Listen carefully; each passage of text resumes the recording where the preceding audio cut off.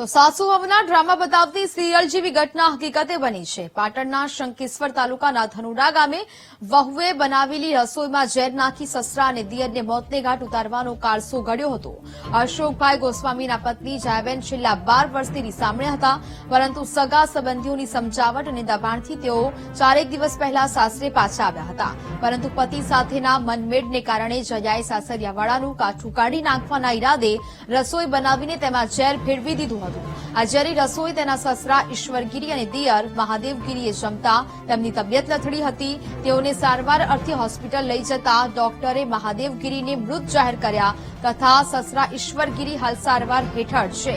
મૃતકના ભાઈ ભોલાગીરી ગોસ્વામીએ શંખેશ્વર પોલીસ મથકે ફરિયાદ નોંધાવતા જયાની ધરપકડ કરાઈ છે।